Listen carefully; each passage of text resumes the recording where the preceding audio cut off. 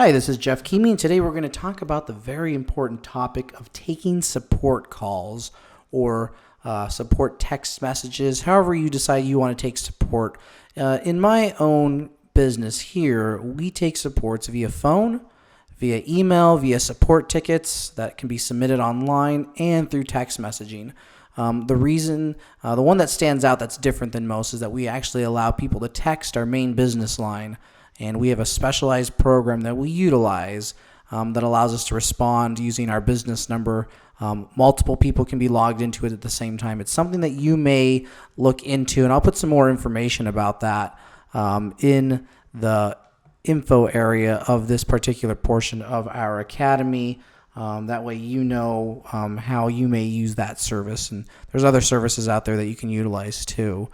So how you provide that support is a little bit up to you on what you want to do as far as phones or texting or email support or ticket supports, but we'll help you figure out some of those things as far as examples of what support services there are out there for texting. The support ticket service, there are different options out there for that too, and we can provide you with a solution on that that we have available.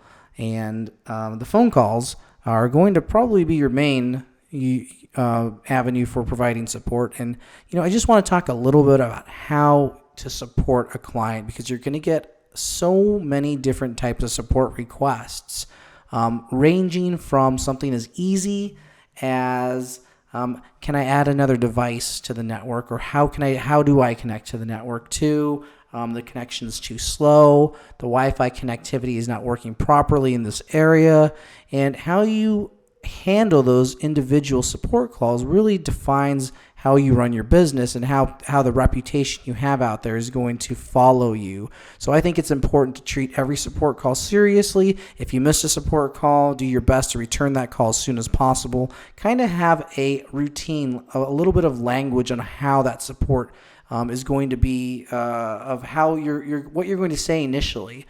So for instance, I might just say, hi, my name is Jeff, and I'm happy to support you today. What seems to be the issue? And they may say something like, hey, how do I connect to the network? I'm brand new. I don't know what to do. And I would say something like, well, there are multiple steps. And the first thing I want to ask you is if you received the welcome flyer that was provided by management. And they're supposed to give that welcome flyer to you as a resident, so that shows you the instructions on how to connect. Sometimes they've received it. Sometimes they haven't. Regardless, you still have to support them and let them know how to get online. So in the event that they have received it, I would ask them to look over that because I'm going to kind of repeat a lot of what's on there, and they can reference that while I'm speaking. That way, if they have any questions about what I may have said or they didn't hear something quite right, they can look at that piece of paper and verify it with me that they've got it correct. If they don't have it, we may ask them to pick one up from the management team there at the property. That way they have that for reference and for later devices. But again, we just kind of go through it. Number one, you're going to connect to the access point broadcast for your property, whatever that might be. Let's just call it ABC Wi-Fi. And we are next going to type in our security key if there's one utilized at that property. And that security key may be anything like WI00732. It's whatever you decide it's going to be, and you'll decide that with management on what that particular security key is. And usually that's a shared key that everyone's going to figure out. Not really too much of a secret. Help keep a little bit of things secure and encrypted. After that, you're going to connect it. You'll be connected to the network, but you won't have access to the internet yet, and you will then be greeted with the welcome page or captive portal, whatever you guys want to call it. People call it the welcome page, the landing page, the splash page. The captive portal is a more technical term. So there are different ways of describing what that particular screen is. And if someone still doesn't understand what that is, you may reference something like when you go over to a hotel and you see that page pop up prior to them giving you access to the internet. That's the welcome page or the captive portal that we're looking for. So once you connect, that should automatically pop up on most devices. If it does not, though, you can open up your web browser, browse to any web page, and it will automatically redirect you to that captive portal. Once you reach the captive portal, there are different options on how to connect. At some properties, you may just have to click continue. and you'll accept the acceptable use policy when you hit continue, and you're online and ready to go. At other properties, you may have to enter in a simple password, which once you type in that simple password and hit continue and accept the acceptable use policy, you're online and ready to go again. And then there are certain properties, and this is becoming more common, where there's a voucher-based authentication system where instead of using a simple password that everybody knows, for instance, when you're at a hotel and the password for the month is grape, and everybody for that month is using the password grape, and then next month it might be orange, and the month following strawberry.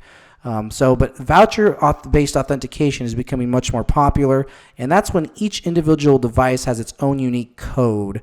So, for instance, if I have a user in apartment 100, they have 3 devices, I would give them 3 voucher codes, and each of those voucher codes would be registered to one device, and that's what they would utilize. Once that voucher code is married to one device, they would no longer be useful, and we have a way of tracking individual devices now on the network. Very, very great way of managing your network. So, that's just an example of how I would offer support to somebody that would want to connect to the network. Other avenues of support would be, hey, I need to connect my Xbox One or PlayStation 4 to the network.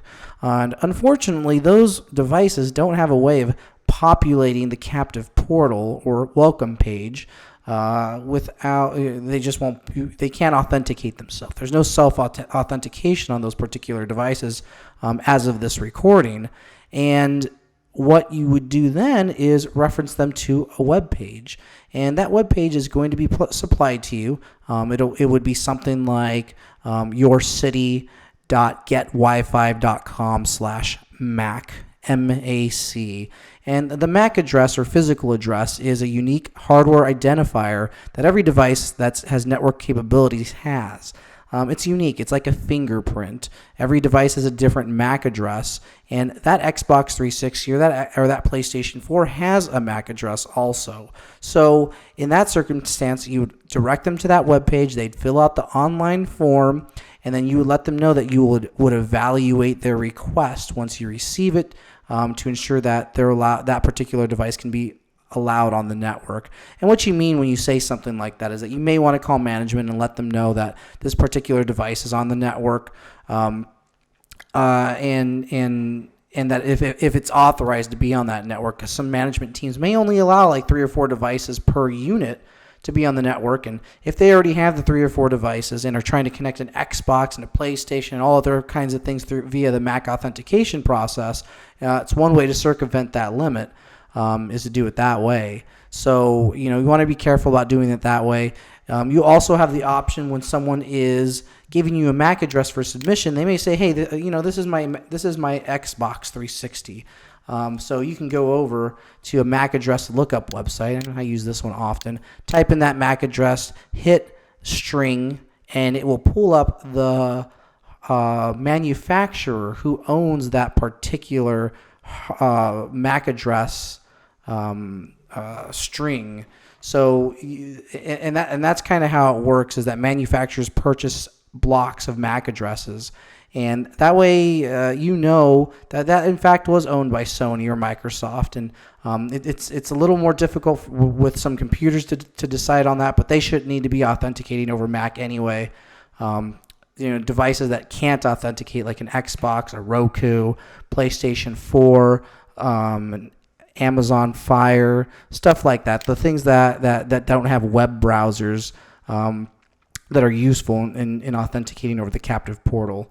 And I do know that the PlayStation and the Xbox do have web browsers, but they in fact will not work with authenticating over the captive portal, because oddly enough, you need, and I know this is true for at least the Xbox One, you need to be signed in, which means you need to have internet access already in order to use some of those services, mainly the web browser. So it's a little thing that as of this recording, as far as I know, you can't register those things they can't register them on their own. So it's just something to think about, taking support calls, trying to build that routine, understanding those 2 topics that we just discussed, something that I have to deal with often, and I've gotten very good at making sure that people understand how to get online, how to authenticate their MAC address. There's other issues that you're going to be supporting while you are learning to get this product installed properly and building your franchise and your client base. And you'll get more and more calls, and you'll get better and better at at efficiently solving someone's issue as quickly as possible. Another thing to take into consideration when you're taking support calls, one of the first things I do, it's almost automatic. Someone calls me up, let's just say La Petite Chateau calls me. It's an apartment complex that we service. So it's almost automatic. I hear the property they're from. I'll open up my controller and I will load up that particular property right away because I want to be ready and help them. So right away I can see everything's looking good over here. We can see internet's up, WAN connection, everything's pinging properly, bandwidth is going through the network, the LAN is up, the wireless LAN is up, everything's looking really good here. So if someone's having a particular issue, I can go over to clients, see who's connected right now. And if it and let's just say when someone's calling me up and they have an Xbox One, like this person has an Xbox One currently connected to the network, and we see it as pending, we can almost take we still want to have them fill out the form because we like to have that record. So when they fill out that online form, that MAC address gets emailed to you. I prefer to have that record. That way I can look it up in the future. If someone gives me their name and lets me know that their Xbox One isn't authorized on the network anymore, then I can look them up really quickly, make sure that their get their MAC address in my email. But I can see right now that this particular device is not authorized on the network. It's been up for quite some time, but they just probably haven't gotten to the point where they have a voucher code to authenticate because it looks like it's a laptop that has that ability. So here's this gives you a prime example of authorizing something right away. And if, for instance, this Xbox One was not currently authorized, you'd see instead of it saying unauthorized, it would ask me to authorize, and I can click on it, and that would fulfill that current request for that MAC address that was submitted. So I like to have this up, make sure things are working properly when people are calling, and it's a good habit to get into. You can certainly utilize this on your phone. You can use it on your Wi-Fi issued computer or a tablet that you might be using on the go. So there are different ways to access your controller software to make sure that everything's good. But again, I would make it a habit to be fairly automatic to just get this controller loaded up wherever you are when you're taking support calls and you hear a particular property name. Just load up that property, make sure it's all looking good.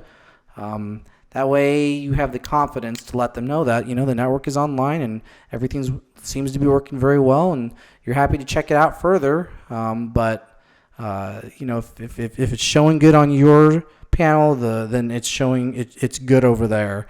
And that's going to be one issue that you'll certainly have to deal with often as your client base grows, is the issue of personal problems on personal computers. A lot of times I'll get a call and someone will have a virus, and they may even tell me, I have a virus, and now my internet's not working very well. Well, it's hard for us to troubleshoot that. It's even more difficult for us to help them get online because there's something not right with their computer. And at that point, generally, I would recommend that they take that to a repair shop to make sure that it's running properly prior to getting on the network. I think that's really important to have that kind of wall where you stop supporting some individual at some point, because what we're not doing is being technical support for everyone's personal computer.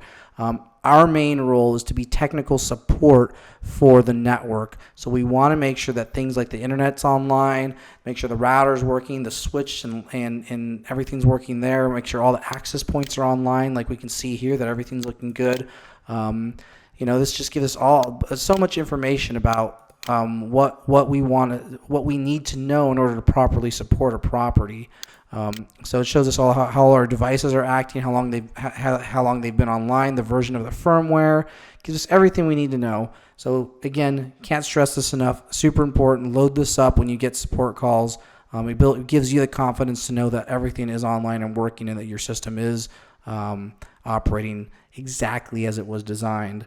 So taking support calls, lots of different things are going to come up, and you'll become more versed in how to address those situations as time goes on and as you build a larger client base, because you're going to face unique issues. You're going to have unique people calling you. So there's no way to be prepared for every situation. But just with your controller at your hand and with the confidence knowing that everything's online, it helps you make sure that you support your people, your clients, and the residents or guests of your clients properly. All right, that's it for taking support calls. Thanks.